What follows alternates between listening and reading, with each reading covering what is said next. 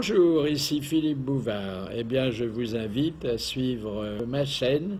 Oui, vous savez, YouTube, Philippe Bouvard officiel. À bientôt. Il n'y aura pas de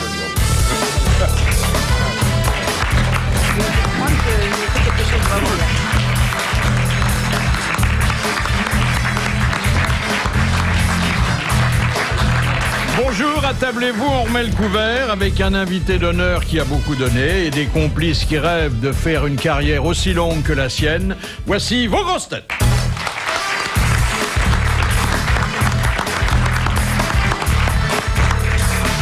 Qui boit ses paroles, connaît l'ivresse d'une méchanceté jamais gratuite. Jean-Jacques Perroni. Bonjour.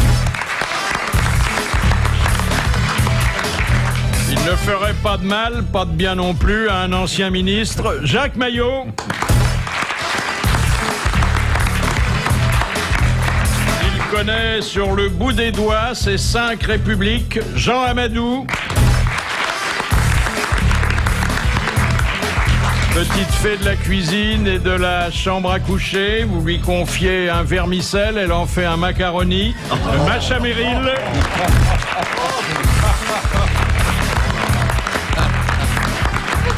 Ces bonnes œuvres ne sont pas toutes des pièces de théâtre. Jean-Claude Brialy. Et puis notre invité d'honneur, la télévision n'a jamais oublié tout ce qu'elle lui doit, Pierre Tchernia.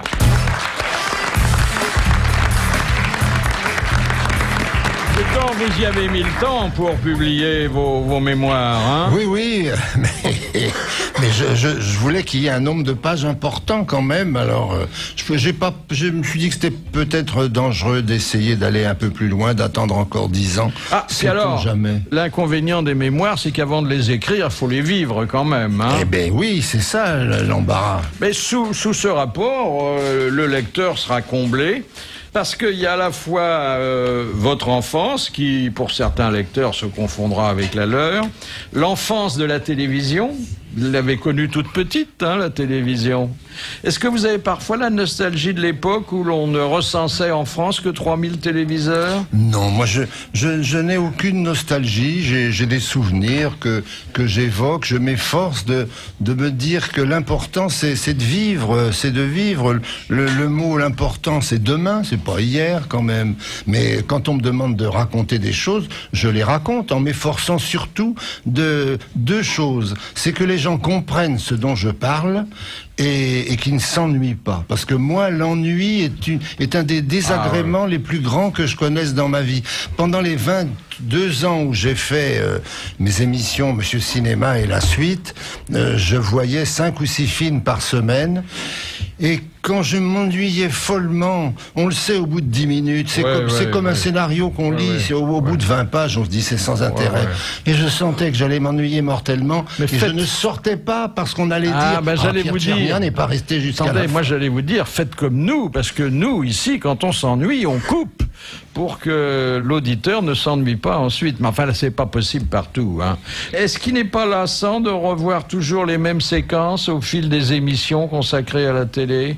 Tu parles de toutes les innombrables émissions qui utilisent... Oui, bien sûr, et on voit toujours le président Ford qui se casse la gueule sur la passerelle de l'avion, le champion de trampolino qui s'écrase au pied d'un animateur, enfin bon, des choses qu'on a revues 100 fois. Hein. Et ça, tu l'avais vu de tout près. Moi, je l'ai vu de tout près, oui. Est-ce qu'il existe un âge limite pour montrer sa tête sur les petits écrans aux heures des repas? Voilà une très bonne question. Et elle nous appartient à chacun d'entre nous de décider du jour où on s'en va. Et c'est pas facile, j'en suis sûr, puisque j'ai pas encore pris cette décision. Est-ce que la télécommande a fait du mal à la télévision? La télécommande, elle a surtout permis aux gens de ne plus donner leur chance aux œuvres. C'est ça que je trouve grave. Si on a cet appareil à zapper, on l'a en main, on regarde quelque chose et puis on dit, allez hop, et on appuie et on change. Avant, il fallait aller jusqu'au poste, appuyer sur le bouton ou demander à un esclave, sa femme ou son fils, d'aller le faire. Mais il fallait changer. Et vous dites très bien d'ailleurs que ça n'est pas possible en matière de lecture, qu'on passe pas de Dumas à Balzac et de Balzac à Hugo dans les 10 minutes comme ça. Oui, c'est l'arthrose qui faisait l'audimat. Pourquoi refuser aux téléspectateurs ce que tu revendiques pour toi, c'est-à-dire le fait de s'ennuyer au bout de 10 minutes? Eh ben, s'ils s'ennuient, ils zappent. Ah oui, non, oui. mais ce que je reproche, moi, c'est de couper tout de suite. On voit une image ou deux, j'aime pas cet acteur-là, pof, il passe ailleurs. Il ne donne pas à l'œuvre la chance d'exister. Je parle des œuvres dramatiques, enfin des fictions, quoi. C'est que les téléspectateurs sont très informés de tout ce qui se passe sur les autres chaînes et ils se disent qu'ils sont en train de perdre quelque chose qui est ailleurs. Alors ils veulent un petit bout de chaque chose, ils veulent goûter un peu à tout. C'est ça qui est la chose terrible. Mais t'as raison. Oui. C'est plus que de s'ennuyer, ils savent même pas s'ils s'ennuient. Mais ils disent, en même temps, là-bas, il y a le match, est-ce que je vais pas regarder un petit bout du match aussi? Et puis là, tiens, il y a une émission de jeu. Alors, on fait maintenant sur les grands écrans plats des dispositifs qui permettent de voir plusieurs images à la fois. Et comme quand je trouve effrayant les nouvelles qui passent sur CNN, et maintenant c'est la mode chez nous aussi, où il y a un déroulant qui vous donne une nouvelle, le journaliste qui en donne une autre, et en haut des images qui vous donnent une troisième. C'est-à-dire qu'on regarde trois nouvelles en même temps. Et ça, c'est entré dans nos mœurs. Les écrans sont plats, les émissions sont plates. Enfin, je veux dire, ça s'est bien arrangé. Il y a certaines présentatrices qui ne le sont pas. Ah oui.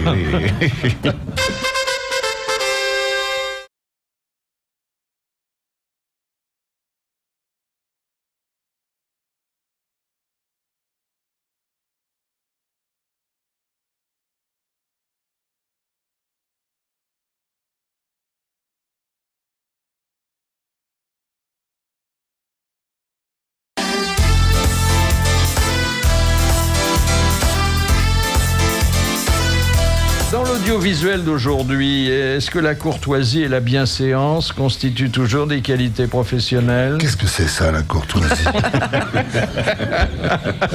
C'est nous, les grosses têtes. Non, c'est vrai que la télévision n'a pas été agressive tout de suite. Elle était gentille, elle était aimable, elle était humaine. Aujourd'hui, ça devient très dur de faire certaines émissions. Le goût de la provocation, tu veux dire, ou le goût de la grossièreté, c'est pas la même chose. La grossièreté, non, c'est de la provocation et souvent la volonté de nuire.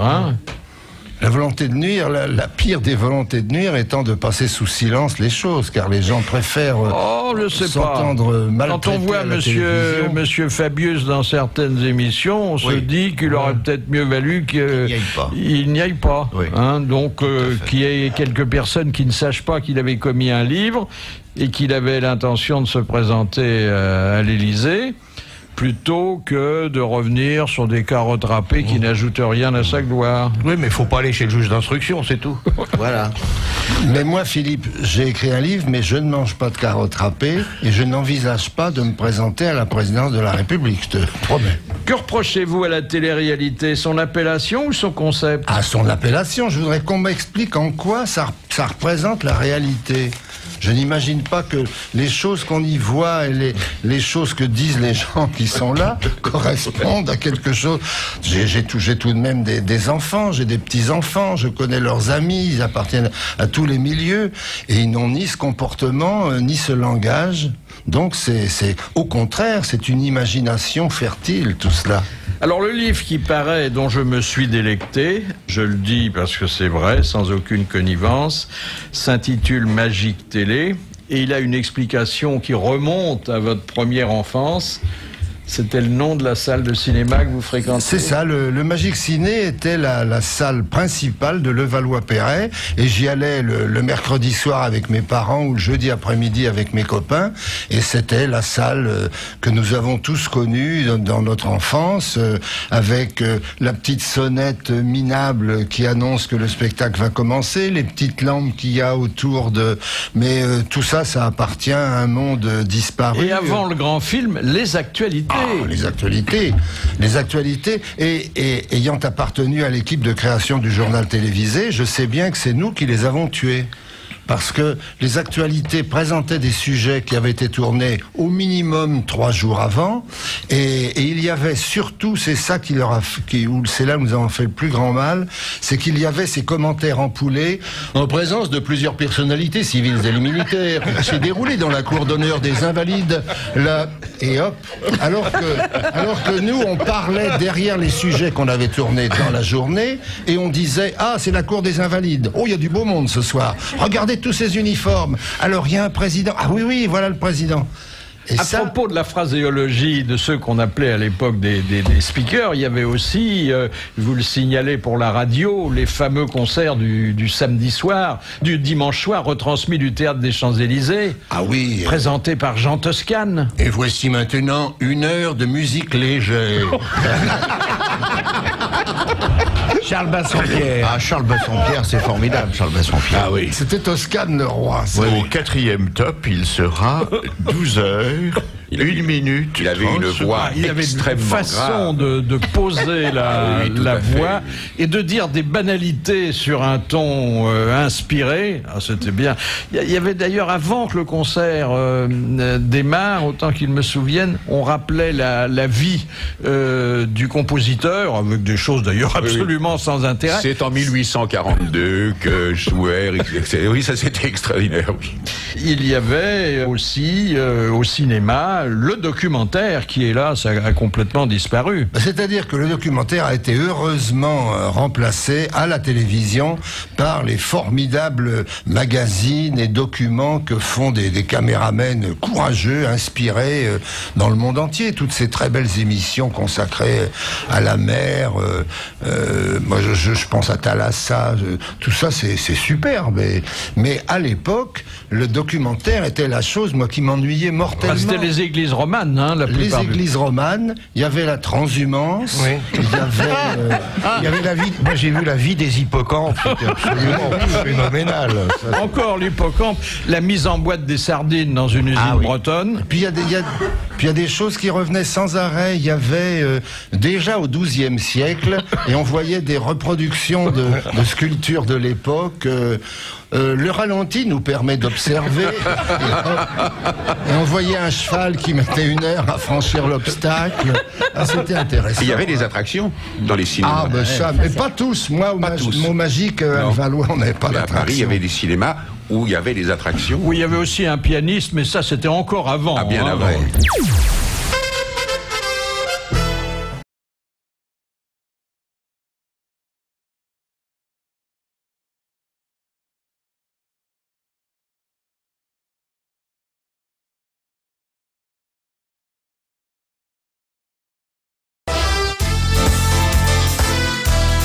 Retour aux grosses têtes, et c'est jusqu'à 18h avec aujourd'hui Macha Merrill, Jean Amadou, Jacques Maillot, Jean-Jacques Perroni et Jean-Claude Brialy, invité d'honneur de Philippe Bouvard, Pierre Tcharnia. Qui a dit « La télévision fabrique de l'oubli, le cinéma fabrique des souvenirs ». C'est joli en tout cas. Godard? Oui, c'est Jean-Luc Godard. Bonne réponse de Jean-Jacques Perroni. Vous êtes d'accord sur le distinguo? Oui, mais c'est très mélancolique.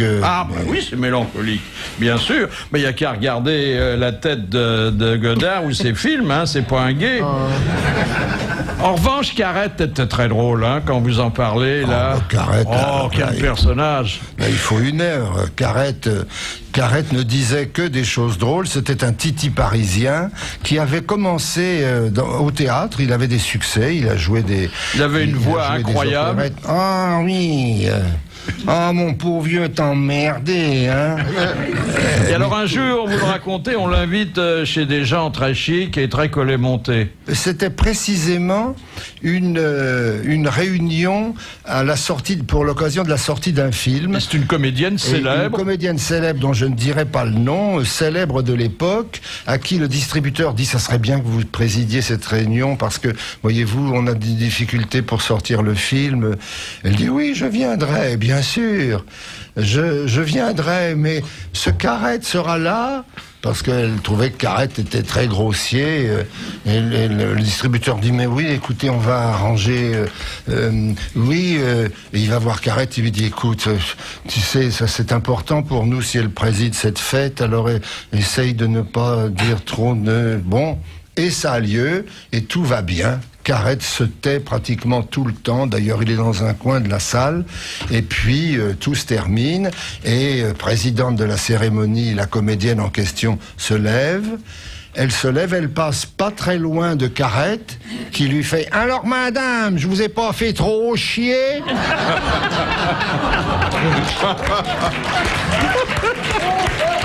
On l'imagine, hein. Malheureusement... Mais il y a pratiquement la même histoire avec... mais ça, Jean-Claude... C'est toujours difficile de raconter des histoires sous l'œil de Jean-Claude parce qu'il en sait toujours plus que moi. Non. Et c'est une histoire avec Brasseur et Dalio. Parce que c'était deux copains terrifiants, Brasseur et Dalio, et quand ils avaient un coup dans le nez, Brasseur était retenu un peu par Dalio. Un soir, il est, je sais pas, 11h30 du soir, pas encore très tard, et ils s'en vont dans un grand cabaret russe de l'époque. L'action se passe en 38, quelque chose comme ça. Vous allez voir pourquoi, oui, la date est précise. Et le directeur de l'établissement les voit arriver parce que Brasseur titube déjà un peu et il dit à Dalio, écoutez, c'est terrible parce que il y a le duc de Windsor et la duchesse de Windsor et des amis qui sont là. Il faudrait pas que monsieur Brasseur, mais et Brasseur entend, il dit, alors mais non, t'en fais pas. Et alors il les assoit tout près de la porte et puis au bout d'un certain temps, le duc et la duchesse de Windsor et leurs amis sortent. Et au moment où le duc et la duchesse passent devant Brasseur, il fait « Bonne bourre, monsieur le duc !»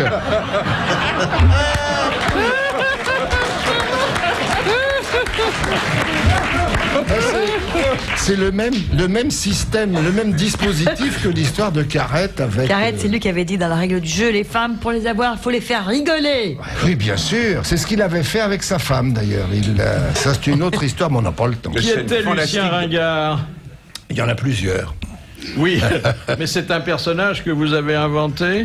Le mot ringard, c'est un mot. J'appartiens à la génération qui a connu naître. Ça, c'est très curieux parce que ringard est un mot complètement. Ça vient du club d'essai, non? Ça vient d'André Frédéric. André Frédéric, qui est un homme. Qui est un poète, un écrivain, un humoriste de grande qualité, qui est hélas peu connu maintenant, mais qui avait un sens de la répartie. Un jour, il a écrit avec Robert Derry pour la seconde version, pour le second spectacle des Branquignoles qui s'appelait Dugudu. Et alors, comme il entrait dans la bande, il y avait une intronisation toujours très rigolote qui se passait dans un restaurant près du théâtre La Bruyère. Et on le reçoit, il arrive en retard, il est habillé comme il était habillé toujours, il était grand, André Frédéric, il avait l'air il était fils d'un commissaire de police et il avait un aspect sévère comme ça, un grand manteau noir, et les choux à la crème commencent à voler, il reçoit un œuf, et l'œuf se met à couler, le blanc coule interminablement sur son beau par-dessus noir, et il le regarde et il fait... Je dirais à maman que j'ai eu un gros rhume. Oui, ça, ce sont des personnages. Et alors, André Frédéric qui écrivait des sketchs, des bouts de dialogue, des tas de trucs dont la plupart sont perdus, avait créé un de ces personnages. Il faut dire qu'il était pharmacien, un vrai pharmacien, et il a fait 2 fois faillite. Or, des pharmaciens qui font faillite, c'est rare quand même. Hein, c'est un bon métier en principe. Et donc, il écrivait des sketchs où il y avait un imbécile, c'est-à-dire... Préparateur en pharmacie. Un préparateur en pharmacie, Lucien Ringard, et il disait de lui, il a de l'eau dans la tête. Et c'était donc un personnage, un benet, voilà, exactement un benet. Et le mot ringard est devenu un adjectif qu'on utilisait dans le milieu. Il était très copain avec Carmet. Par Carmet, il est allé chez les Branquignoles. Il était très copain avec Jean-Marc Thibault. Par Jean-Marc Thibault, il est partis au music hall, et le mot signifie donc un bonnet. Et les hommes politiques, à plusieurs reprises, j'ai vu dans les journaux sérieux, on rapporte des propos, donc dans les textes officiels, il y a le mot ringard.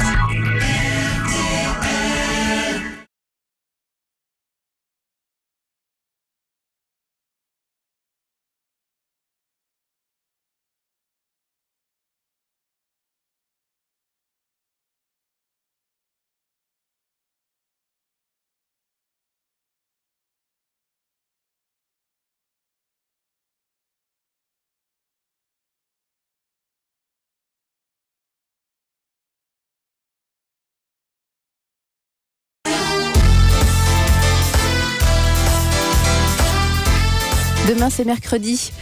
Mercredi à 10h30 dans le grand studio de RTL, 22 rue Bayard à Paris. Dans le 8e arrondissement, il y aura Philippe Bouvard et ses invités. On vous attend nombreux pour le nouvel enregistrement, donc notez bien demain 10h30 et puis jeudi 20 novembre à 10h30, même chose, enregistrement Philippe Bouvard et ses invités. Et aujourd'hui c'est Macha Merrill, Jean Amadou, Jacques Maillot, Jean-Jacques Perroni, Jean-Claude Brialy et Pierre Tchernia. Alors un peu d'actualité pour savoir quelle est votre réaction, Pierre Tchernia. D'abord, la publicité qui menace de devenir sonore. C'est-à-dire que les affiches, les premières en sont apparues dans le métro, parlent aux chalands. Il y a un haut-parleur caché derrière l'affiche. Oui. Non, bah c'est comme les cartes de vœux. Ah oui, vous ouvrez ça, Jacques. Une affiche peut avoir sa valeur autrement. Moi, je vous raconte une anecdote authentique de ma jeunesse.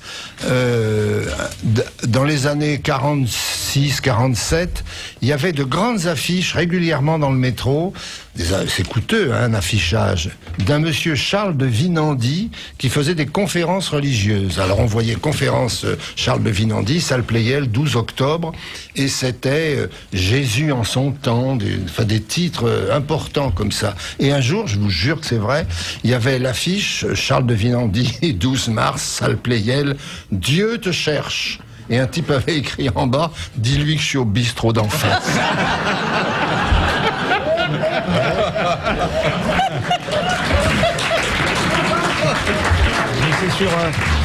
C'est sur quoi les premières qui parlent? C'est quel support? C'est le string, Ah, ça va être... C'est ça qu'il faut savoir. C'est pour des chaînes hi-fi. Ah, c'est un peu normal qu'on sonorise. Hein. De la musique. Des refrains de 10 secondes qui sont déclinés sur différents thèmes. Là où on va se marrer, c'est la promo pour le cassoulet. T'as vu mon affiche? Tout là, ça va être... Et puis les conquérants de l'inutile, pour lesquels nous avons toujours une pensée émue, ce champion hindou qui vient de battre le record du monde en avalant 200 vers de terre en 21 secondes. Oh bah écoutez, c'est des spaghettis qui bougent. Mais il en prenait plusieurs à la fois. Oui. Ah bah oui, oui. Et puis... Ça doit être dur de les entortiller sur la fourchette. Quelle horreur. Ce champion anglais qui se propose de passer 102 heures dans un bain de haricots, 2 frites fichées dans les narines et coiffé d'un chapeau fait de saucisses. Ah d'accord. Afin, parce que c'est pas gratuit, non. Totalement gratuit, afin de défendre le petit déjeuner anglais. Oui, en effet, oui. Un bain de haricots doit pas être simple à faire, dites donc. Le repentir tardif des cannibales des îles Fidji, qui ont attendu un siècle et demi pour demander pardon aux descendants d'un missionnaire. Est-ce qu'il a des descendants? Bon, parce qu'ils ont mangé leur ancêtre en 1867. Ah oui. Ils n'ont pas été malades. La digestion a été longue. Ouais. Mais c'est l'actuel pape qui a lancé la mode de la repentance. De la repentance. Oui. Il y a une belle histoire au Sénat. Au moment où les pays d'Afrique n'étaient pas encore indépendants, ils avaient des représentants au Sénat. Et il y avait un député, un sénateur. Il y avait 2 sénateurs je crois du Gabon. Et il y en a un qui s'appelait Léon Nba, qui est d'ailleurs devenu président du Gabon par la suite. Et un autre qui s'appelait aussi, Nga. Et le président du Sénat, à l'ouverture de la séance, dit Monsieur Nga n'est pas là. Et un sénateur crie c'est Nba qui l'a bouffé. Et Nba de son banc a fait c'est pas vrai. Il a crié. C'était l'Union française. Oui, c'était l'Union française. Question de Monsieur Brémond. Qui sont les fondateurs en 1936 de la Cinémathèque française? Alors, il y a quatre personnes. Ah, moi j'en ai que 3, mais bon. Il y a monsieur... L'Herbier, non. Non, il y a monsieur Harlet qui était c'est celui que j'ai pas. Qui était le directeur de la cinématographie française. Il y avait... Mais vous l'avez connu en plus. Mais bien sûr, je l'ai connu. Et il est resté jusqu'à la fin et il était... Langlois. Henri Langlois. Alors, il y a Langlois, il y a Mitry. Mitry, qui était un... Et il y a Franju. Et il y a Franju. Écoutez, à deux, Jean-Claude Brialy et Pierre Tchernia, vous avez donné la bonne réponse. Autre question de cinéma, un peu plus intime, de Madame Natier. Avec qui Cary Grant eut-il une liaison secrète et tumultueuse? Randolph Scott. Oui, c'est... Non. Car les deux partenaires cachaient soigneusement leur bisexualité. Robert Lancaster, non? Non. À l'autre, oui, attends. Un homme qui pourtant avait la réputation de beaucoup aimer les femmes et même d'avoir inventé pour les femmes quelque chose susceptible... Howard Hughes. Oui, exactement. Ah, l'inventeur du soutien-gorge. Du soutien-gorge, oui. Et c'était Howard Hughes. Oui, bonne réponse de Jean-Jacques Perroni. Il avait inventé le soutien-gorge pour Jane Russell dans Le Banni. Son film a été censuré pendant 1 an. Et la question de Madame Royer. Quelle langue utilisa-t-on pour tourner le film Sébastien en 1976 pour la seule fois dans l'histoire du cinéma? L'espéranto. Non, c'est pas l'espéranto qui a été tourné beaucoup plus tôt. Le latin. Le latin. Et c'est le martyr de Saint-Sébastien, mais c'est une version kitsch et un peu osée. Bonne réponse de Jean-Jacques Perroni. Bravo.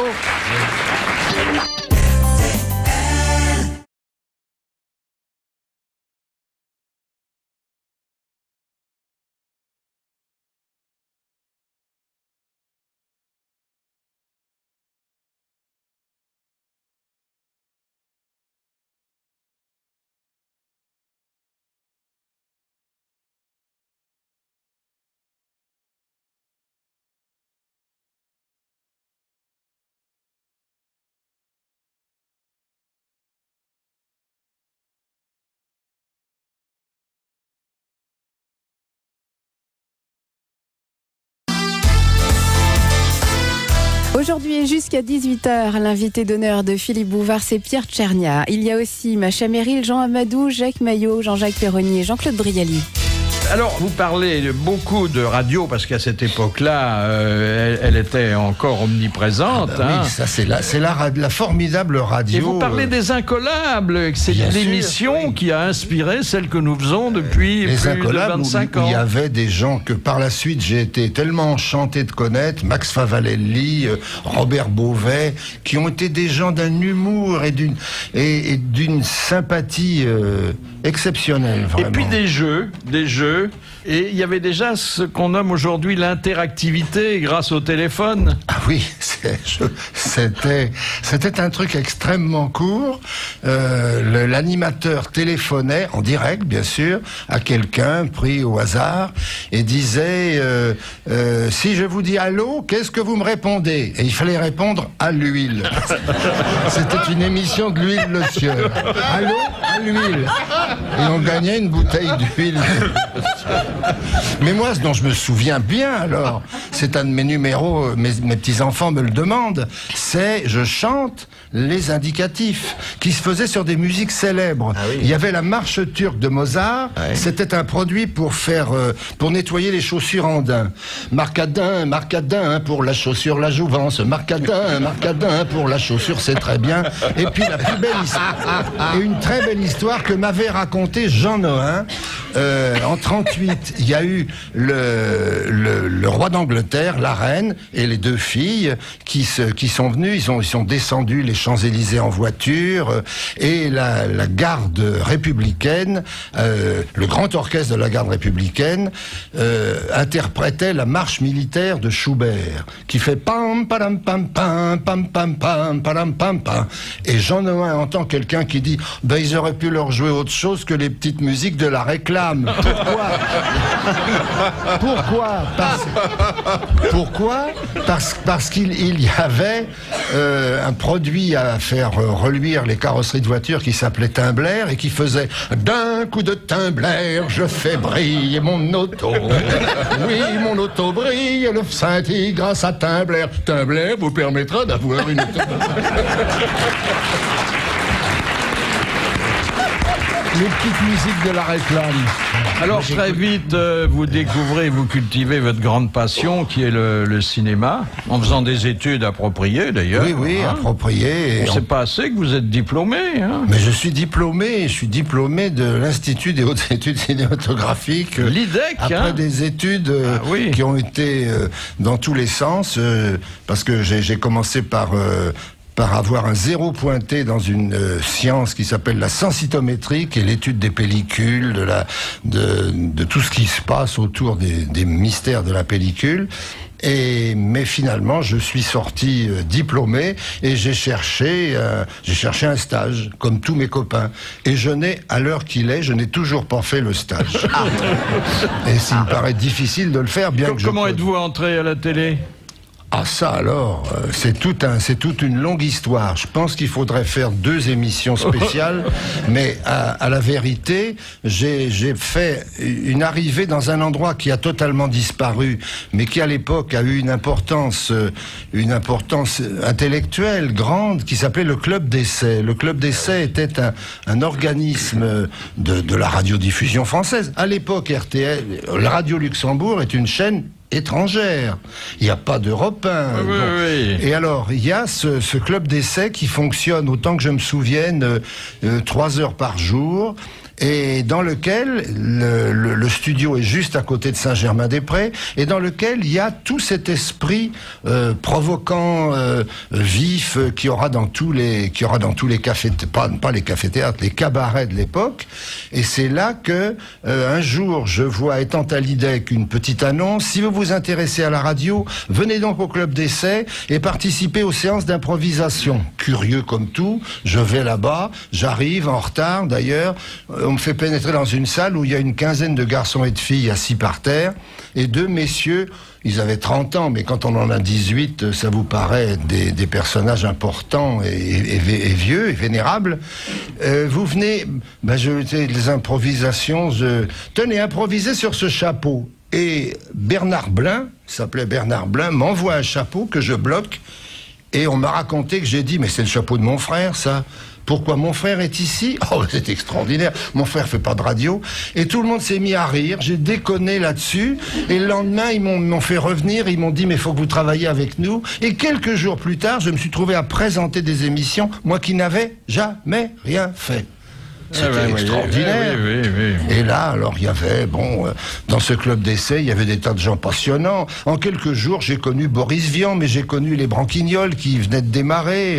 J'ai connu Pierre Dumayet, Dubillard, Billedou, des gens dans tous les sens de la jeune littérature, culture. Vous parlez de Dumayet, il sera bientôt notre invité d'honneur et ce sera un grand plaisir de le revoir. C'est un homme d'une finesse extrême et l'une des plus jolies phrases qu'il ait écrites à ses tout débuts est la suivante: la forme même des pyramides nous prouve que déjà dans l'Antiquité, les ouvriers travaillaient de moins en moins.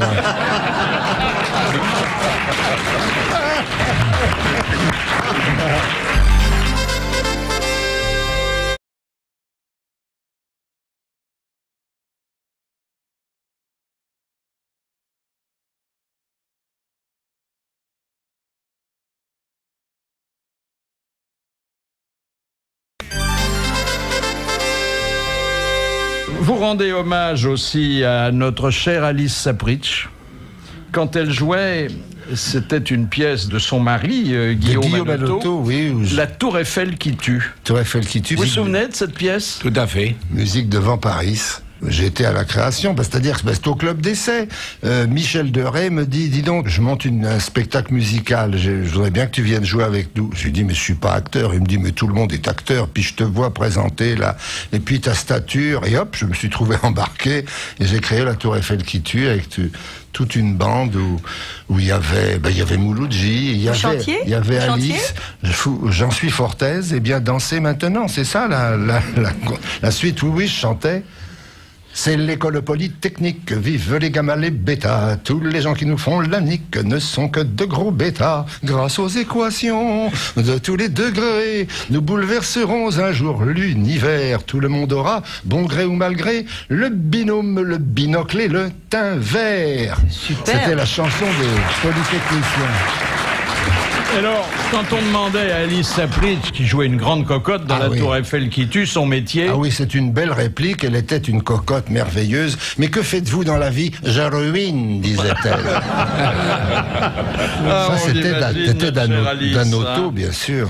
Et les publicités de Pierre Dac, de Pierre Court, de Francis Blanche, il y avait de jolies formules, hein. Les fausses publicités, bien sûr. Oui, mais de toute façon, il y a quelque chose qu'on a retrouvé dans À bout de souffle. Et tout le monde, quand on en parle, dit « Oh là là, l'histoire de Godard qui est « Si vous n'aimez pas la mer, si vous n'aimez pas la montagne, si vous n'aimez pas la campagne, allez vous faire foutre. » C'est de Pierre Dac. C'est de Francis. C'est de Francis. C'est de Francis. Quand des gens plus jeunes la citent, c'est toujours attribué à Godard. Pour rentrer chez vous, une seule adresse, la vôtre. La vôtre.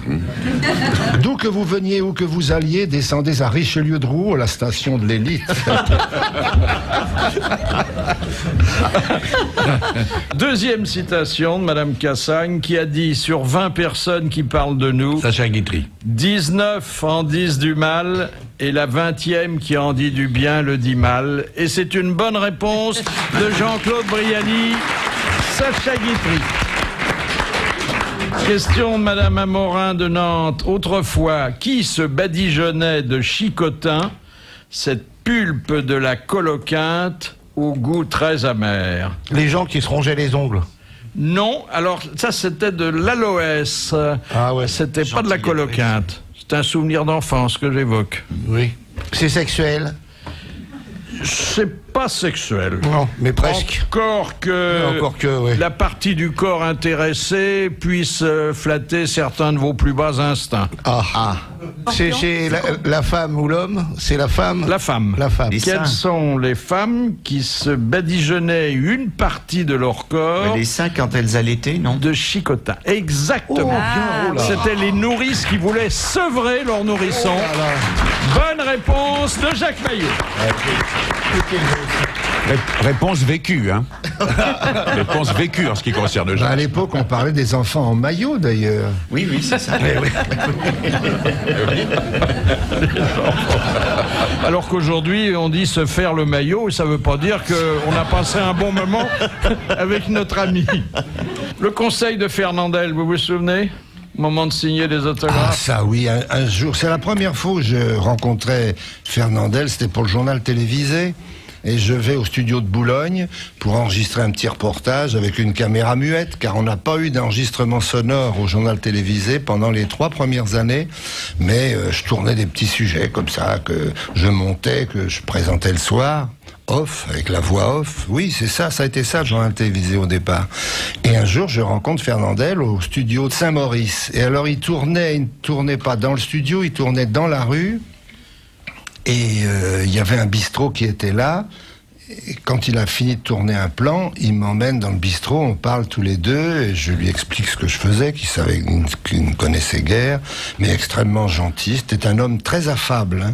Et arrive une jeune fille qui demande un autographe, il signe l'autographe, et il me dit, voyez-vous, Chernia, vous aussi, vous allez devenir célèbre. Merci, monsieur Fernandel. Et on vous demandera des autographes. Alors, je vous donne un conseil, faites comme moi, j'ai 2 signatures. Une pour les autographes, et une autre pour les chèques. Et est-ce que tu sais que quand il faisait des galas, Fernandel, où quelquefois il y allait vraiment pour le pognon parce que ça l'emmerdait de le faire, il inscrivait le prix de son cachet dans la paume de sa main. Et chaque fois, après chaque chanson, quand il saluait, pour se redonner du courage, il regardait le prix le cachet qu'il allait toucher. Mais il y a une très jolie histoire, Michel Morgan m'a raconté, qu'une petite fille vient à la kermesse aux étoiles vient lui faire signer un torchon, un petit bout de papier, mais vraiment dégueulasse. Et alors Michel Morgan, très gentil, dit « Mais tu veux que je signe là-dessus ?»« Oui, oui, madame, oui, s'il vous plaît. » Alors elle signe, elle dit « Mais écoute, il est horrible ce petit bout de papier. »« Non, mais je l'ai recopié à la maison. » En tout cas, c'était un homme qui était non seulement drôle à l'écran, mais drôle à la ville, hein. Fernandel. Fernandel. Ah ouais. Il avait une truculence. Et puis il s'aimait beaucoup. Moi je l'ai vu, je suis allé avec lui voir Don Camillo 2e. Par hasard, je le trouve sur les Champs-Élysées. Je prends ma place, il arrive derrière et il dit « Fernandel, 3 places ». Alors on lui donne les 3 places gratuites, parce qu'il était assez radin. Et puis il me dit « On va rentrer quand ça sera noir, parce que sinon c'est l'émeute ». Alors je reste avec lui, on rentre dans le noir, et on nous met au premier rang, au milieu, où on peut mettre les jambes, etc. Le générique commence, il arrive sur l'écran et il dit « Oh, qu'il est bien, qu'il est drôle, qu'il est drôle !» Et il s'applaudissait lui-même. Ça, je n'avais jamais vu ça. Qu'il est bien, oh, qu'il est bien. Il m'a dit un jour, et là il riait pas complètement, il m'a dit « Je ne peux plus aller aux enterrements, tout le monde se boyautte. » Ah ouais. Ce qui était vrai. C'était vrai. Il y a eu la fameuse anecdote avec Pagnol, quand ils se sont fâchés sur le tournage à Nice, ils se sont engueulés, et très sévèrement même, et Pagnol lui a dit « T'es un con, tu m'emmerdes ». Il s'est tiré. Et donc le tournage a été arrêté. Ils sont restés 3 jours à jouer à la pétanque en attendant des nouvelles de Pagnol. Et là, quand la lettre, on a envoyé une lettre, et Fernandel a dit « Regardez, il m'a écrit ». Et Pagnol lui avait écrit « L'autre jour, dans un mouvement de colère, je t'ai dit que tu étais un con, et maintenant, vraiment, honnêtement, après 3 jours de réflexion, je te le confirme. »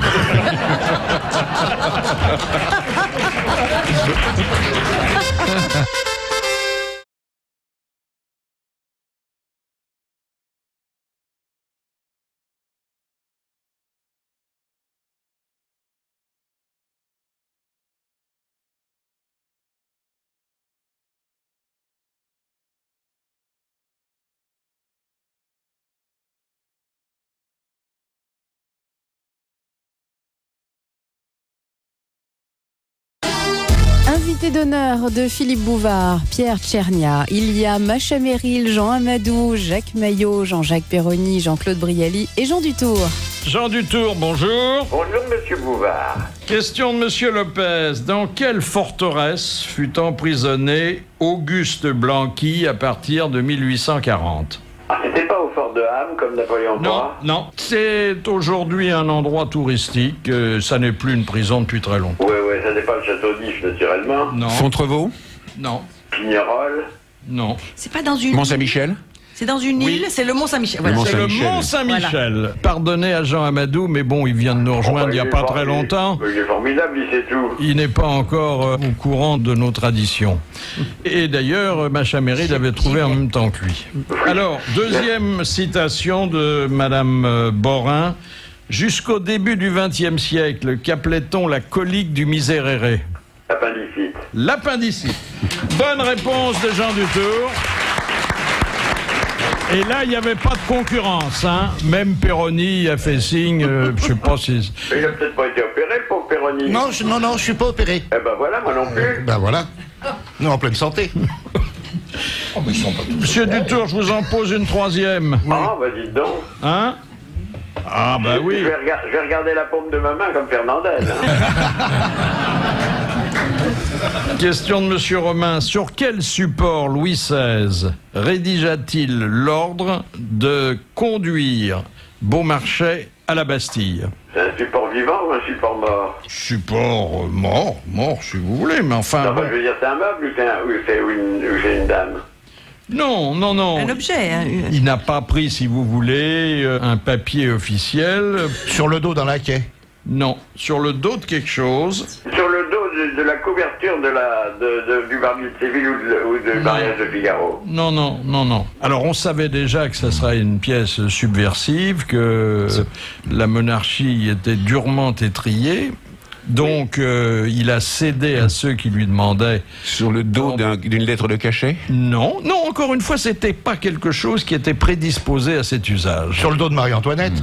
Non. Pendant qu'il la prenait en levrette? Ouais. Monsieur Perroni. C'est pratique pour écrire. D'abord, vous n'y étiez pas. Non. D'abord, le roi était peu porté sur la chose, on le sait. Alors, sur le dos d'un cheval, d'un chien, d'un... Pas du tout. Et c'était lié à l'exercice auquel il se livrait. Ah, sur le dos de son manuel de serrurerie. Non. Lorsque on Son vint... carnet de chasse. Non. Alors bon. Un carnet de chèques. Il donnait une réception ce soir-là à Versailles. Sur le dos de la cuillère. Non. Sur le dos de l'invitation. Sur le dos du menu. Non. Et le roi et les courtisans se livraient à l'occupation... Des cartes? Oui. Il était en train de disputer une partie de cartes. Et c'est au dos d'une carte qu'il a écrit son ordre d'incarcération. Pardonnez-lui, c'était une bonne réponse de Jean-Claude Brialy. Il est fort aussi, hein.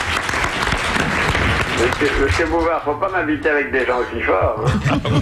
Oui. Parce que là, je peux plus briller, ça, c'est fini, là. Écoutez, on en a eu d'autres qui étaient... On en a vu d'autres, oui. Mais ils coûtaient trop cher à la station, alors je les ai plus réinvités. Merci, monsieur Dutour, à demain.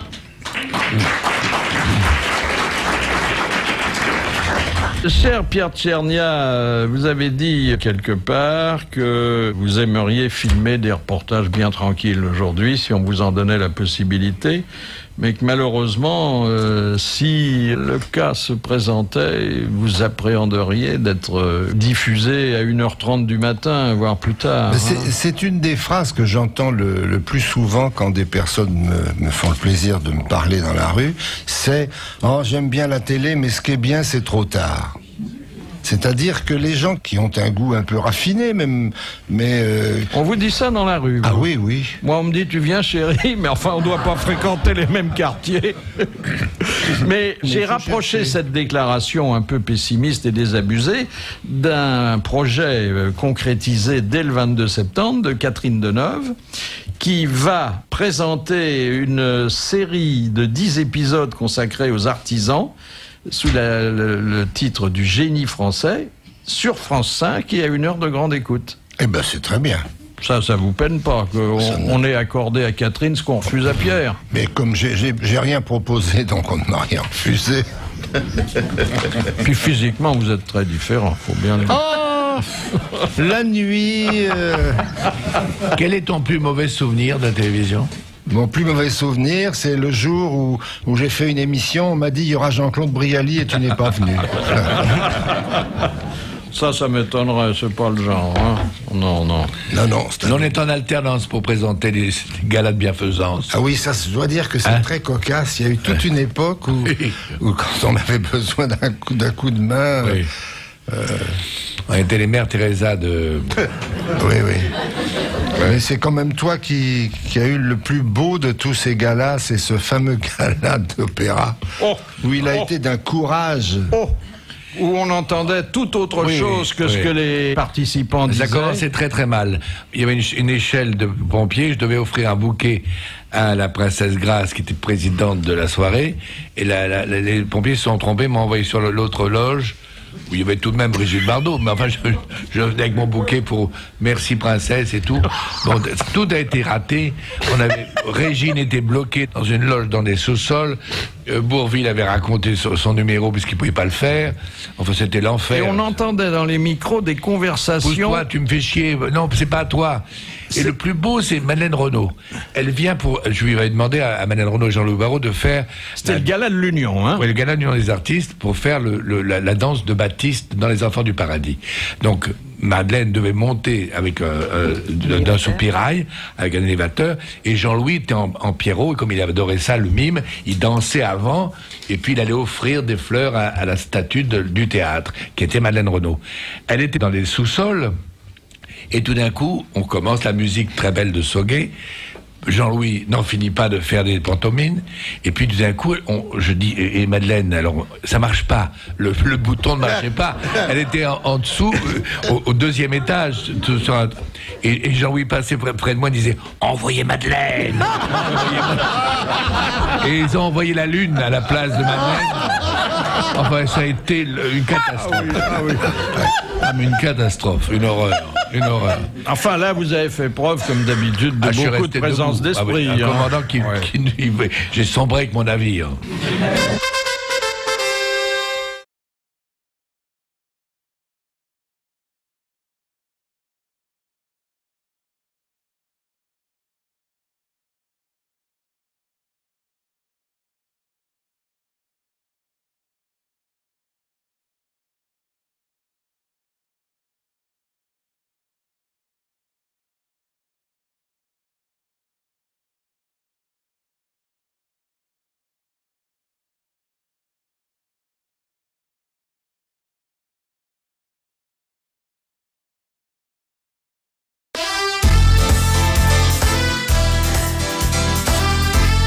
C'est pas compliqué, vous collez les grosses têtes et vous gagnez des centaines d'euros.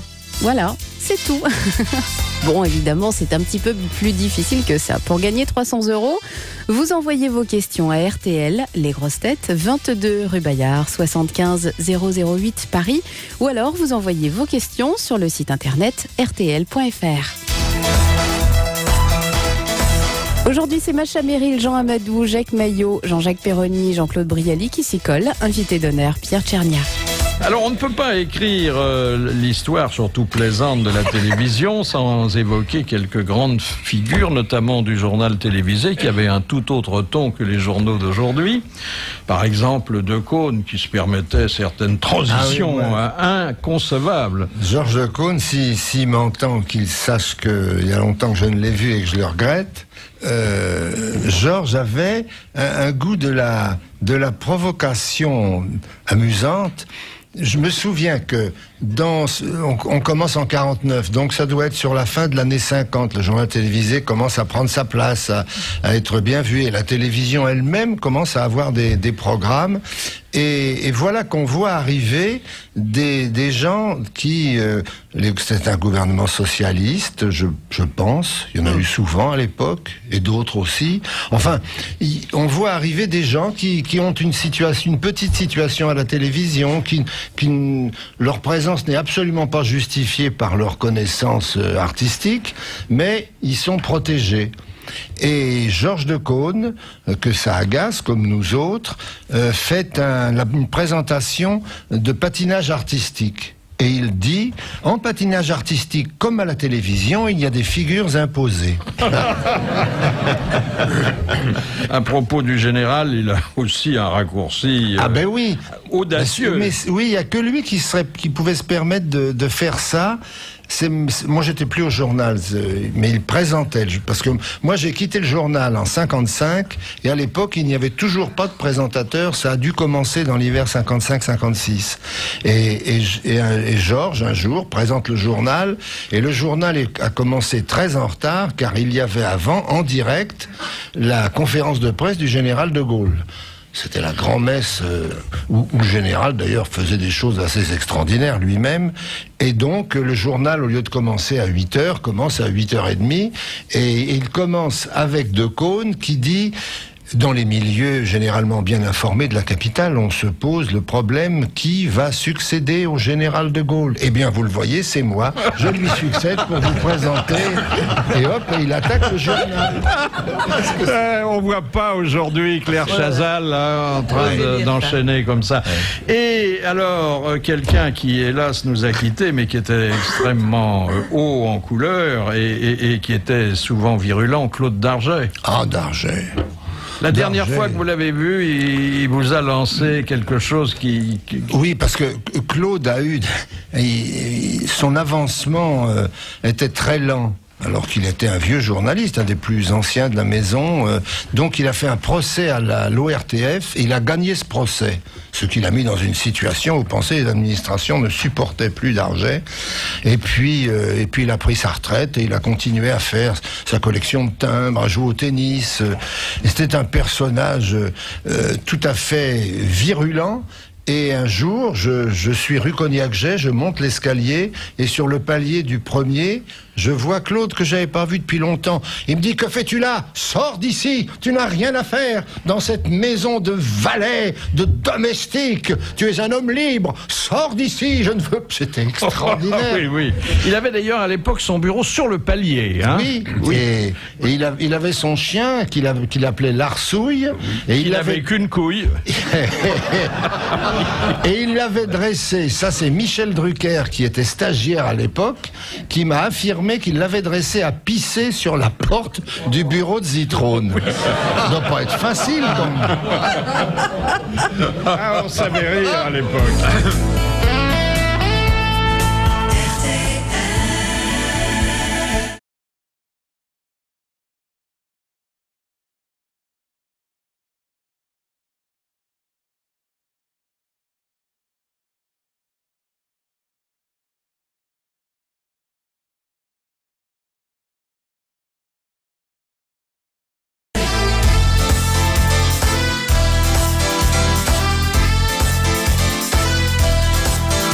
N'oubliez pas qu'il y aura 2 enregistrements cette semaine. 2 enregistrements à 10h30 dans le grand studio de RTL. Rendez-vous 22 rue Bayard. Nous sommes à Paris dans le 8e arrondissement. Rendez-vous demain 10h30 et jeudi 10h30. Les grosses têtes aujourd'hui, invité d'honneur Pierre Tchernia. Oh, de Carmet, vous rappelez qu'il organisait une belle épreuve sportive chaque année dans son village. Hein. C'est son papa qui faisait ça, ce qui prouve qu'il était de bonne famille. À Bourgueil, le père qui était bourrelier des débits de boissons, comme tous les autres métiers de la ville, organisait lors de la fête annuelle une course de vieillards. Je ne vais pas plus loin, mais c'est quand même... Là, l'arrivée n'était pas à Rungis. C'est pour les achever mais je rappelle un mot de... Allez, j'y vais. C'est une des plaisanteries les plus brèves que je connaisse en 2 mots. Carmet, qui parlait, qui avait un langage à lui, venu beaucoup de Frédéric d'ailleurs, Carmet ne supportait pas le mime. Et un jour, un de ses copains, je ne sais qui, l'emmène voir un spectacle de mime. Ça devait être Marceau, vraisemblablement. Et au bout d'un quart d'heure, il n'arrive pas à tenir et il crie plus fort.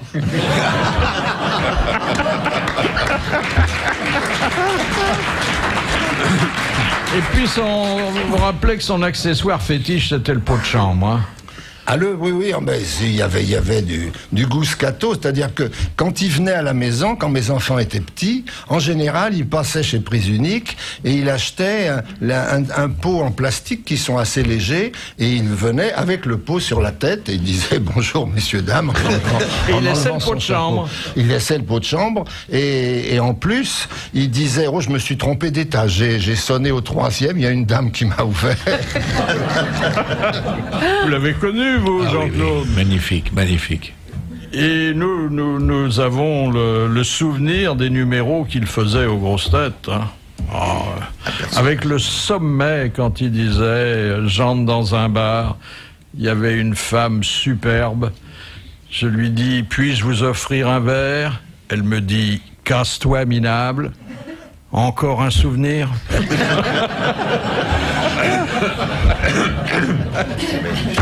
Vous citez, comme tous les gens de télévision, des réflexions plus ou moins aimables, certaines maladroites, de téléspectateurs qui se plaignent de la qualité des programmes. Il y en a une qui est extraordinaire. Ce type qui dit « Votre télévision, elle est tellement mauvaise... » que maintenant, le soir, je parle avec ma femme.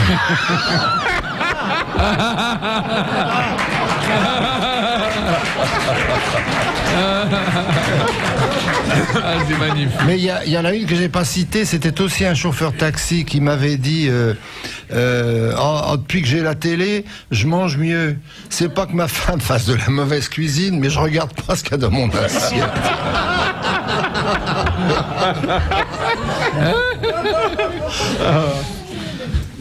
Puis il y a parfois des répliques. Parce qu'il y a de très rigolo. Pardon Philippe, mais il y a une chose qui est nouvelle, c'est que depuis 2 ou 3 ans, on passe devant quelqu'un qui utilise le portable. Et ça fait plusieurs fois que je marche dans la rue, je vois qu'il y a quelqu'un qui parle dans un portable, et il parle, je ne l'entends pas, bien sûr. Et quand je m'approche, je l'entends, il dit oui, mais je prendrai le train de 9h42, tiens, voilà Pierre Tchernia qui passe. Parce que comme ça j'arriverai un peu plus haut, si, c'est plus vite. Oui, ah bah si, c'est bien lui, parce que tu comprends, et puis voilà. Je suis passé dans la conversation, oui. Et puis il y a quelques jours, là-bas, entre le printemps et les galeries Lafayette, il y a beaucoup de monde, et il y a deux jeunes femmes qui... Oh, voilà Pierre Tchernia. Oh, bah si, je t'assure, c'est Pierre Tchernia. Oh, Pierre Tchernia, arrêtez-vous. Il y a mon beau-frère, il croit pas que c'est vous. Alors j'ai dit bonjour monsieur, oui c'est bien moi, ça va chez vous? Eh bien, bonne journée, et puis j'ai continué. Naturellement, autre silhouette inoubliable du petit écran, notre ami Pierre Bellemare, qui est un sociétaire à part entière des grosses têtes, et qui, voilà quelques années, mais j'ai pensé que vous aviez raté cette confidence, que lui avait réussi, nous contait les affres d'un célibataire vivant à Paris. Écoutez, ce matin, pour poursuivre une conférence, ce matin, j'ai pris mon petit sac, j'ai mis dedans mes chemises, mes slips, mes mouchoirs, mes chaussettes sales, tout ça, de la semaine, et j'ai téléporté à la teinturière, voyez. Oh, tu donnes tes slips J'ai fait ça moi-même. À la blanchisseuse, excusez-moi, la blanchisseuse. Mais votre gamelle, c'est Madame Bellemare qui l'a fait, ou c'est je vis seul à Paris en ce moment, parce que ma femme elle est dans le Périgord, je suis tout seul à Paris, je me débrouille. Une tranche de foie. Je fais mon ménage, je fais mon lit, je passe l'aspirateur, tout, je fais ma cuisine le soir, voilà, c'est tout. Et je me sens pas du tout diminué, voyez. Il a beaucoup changé, hein. Mais vous savez que c'est un rôle de composition, et d'ailleurs qui va enfin épanouir sa vocation théâtrale en jouant un Feydeau au théâtre. C'est vrai cette histoire. Oui, non, mais c'est vrai. Il commence les répétitions dans quelques jours. Oui. Mais c'est un vieux rêve qu'il a. Ah oui, sûrement, oui. Et il va être sûrement très bien.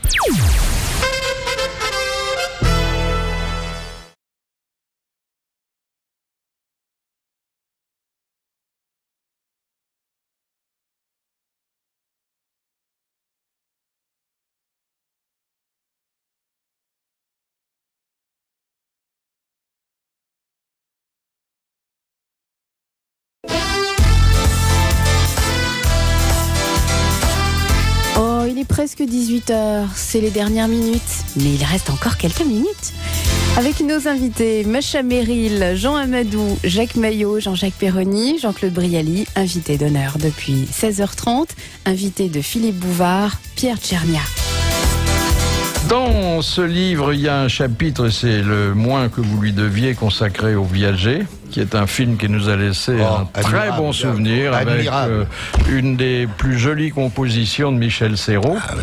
Mais alors, est-ce que ce film a fait une carrière en dehors de France? Car Le Viager, c'est une exception française. Je sais pas du tout. Parce que ça, le suivi de ce qui peut se passer avec un film, c'est pas assuré. Il n'y a qu'en France que le Viager fonctionne. Hein. Mais que c'était drôle, hein. Et c'est né d'une idée de René Goscinny, qui a été un ami et un auteur que j'ai beaucoup aimé et qui m'a beaucoup frappé par sa qualité d'invention. Et un jour, on devait prendre un train pour aller ensemble voir comment se passait la finition d'un dessin animé. Donc on se retrouve à la gare du Nord et il me dit écoute, j'ai failli t'appeler cette nuit. Et il m'est venu, est-ce que tu crois qu'on a fait un film sur Le Viager? Je lui dis non. À ma connaissance, non. Il n'y a jamais eu de film sur Le Viager. Tu crois pas que c'est un bon sujet? Je lui dis oui, c'est un bon sujet. Et entre Paris et Bruxelles, on n'a pas écrit le film, bien sûr, mais enfin, on a acheté les jalons de ce que serait la ligne générale. Et c'est ça. Et une idée forte, c'est une idée claire. et simple. Oui, et qui peut se raconter en quelques mots. Comment se fait-il que dans Monsieur Cinéma, vous ayez accueilli toutes les vedettes, sauf Brigitte Bardot? Parce que le dernier film qu'elle ait tourné... Vous veniez de naître. Non, mais elle n'a pas voulu venir. Elle devait avoir... C'est un film de Colin Serrault. Non, c'était pas Colin Serrault, c'était Nina Companès. Ah, Nina Companès, t'as raison. Comment s'appelait-il? L'ours et la poupée. Non. C'était avec... Oui, non, c'est... Ça s'appelle le petit... Je sais pas. Avec Francis Huster. C'était Colino Trousse-Chemise. Voilà. Colino Trousse-Chemise. Elle n'a pas voulu venir et les films qu'elle avait fait auparavant, l'émission n'existait pas encore. Oui. Ben, moi, non plus, je l'ai jamais accueillie. Jamais? Non, jamais. Elle a réussi à m'éviter. Vous parlez des 36 chandelles, qui était la grande émission de variété de Jean Neuin, qui a inventé d'ailleurs beaucoup de choses. Mais alors, quelque chose qu'on ne fait plus, il prenait des gens très connus et il les rendait méconnaissables. Mais oui, mais c'est les débuts de la télévision, ça. Il faisait ce qu'il appelle les vedettes déguisées. Alors, il y avait des comédiens connus et des comédiennes qui allaient dans la salle de maquillage et on leur faisait... et ils les amenaient sur scène. Mais monsieur, voici... Et maintenant, monsieur, regardez, cette fée Carabosse, qui est cette fée Carabosse? Alors les gens criaient, Patassou. Non, c'est pas Patassou. Et pourtant, vous la connaissez bien, mesdames et messieurs, c'est Martine Carole. Et Martine Carole, qui était la plus grosse vedette française féminine de l'époque. Et une des plus belles à l'époque. Ah, magnifique, et une femme délicieusement gentille. Elle enlevait tout ça, et elle était donc sur scène 2 minutes et quart, et elle avait passé 1 heure à s'en les dire abominablement, mais c'est parce que c'est l'époque où la télévision émerveille les gens qui l'ont, et ceux qui ne l'ont pas vont chez les autres la voir. On peut pas songer ce qu'a été cette période des années 50 où l'émerveillement est chez les gens qui font de la télé, parce que c'est un truc tout nouveau, on n'a pas d'habitude, on n'a pas de professeur, on n'a pas de devancier, et les gens qui sont là regardent. Je me souviens de quelqu'un qui m'avait dit mais vous savez, c'est pas tellement l'émission qu'on regarde, c'est la télé. Ça marche, où il peut y avoir n'importe quoi, c'est gratuit. Ça fonctionne. J'avais fait à 36 chandelles, moi, un combat de boxe avec Fernand Reynaud. Ah ben oui, le numéro, tu l'as fait souvent. Oui, je l'ai fait, et c'était une horreur, parce que Fernand était en short avec son chapeau, donc en boxeur, et moi, je faisais un boxeur noir, et il me maquillait en noir des pieds à la tête. Et je mettais des coups de poing dans la tête, c'était un sketch extraordinaire. Mais après, pour se démaquiller, pour rentrer chez moi, j'étais pas rentré. Il fallait enlever tout le noir que j'avais du haut jusqu'en bas. Regardez, Péroni, il rentre noir tous les soirs chez lui. Et là, on t'appelait Mamadou, là. Oui, Mamadou, oui. Dernière citation que nous devons à monsieur Guillaume de Saint-Cyr, qui a dit « Je n'ai pleuré que 2 fois dans ma vie en écoutant la messe de Requiem de Mozart et en voyant un maître d'hôtel laisser tomber un dindon truffé dans le lac de Genève. » Oh là Kurnowski? Non. Il y a une indication qui est sous-jacente là. Dans le lac de Genève? Non, pas tellement le lac de Genève. Le dindon? Que cet homme avait 2 passions qui étaient la musique et la gastronomie. Ah ben Rossini?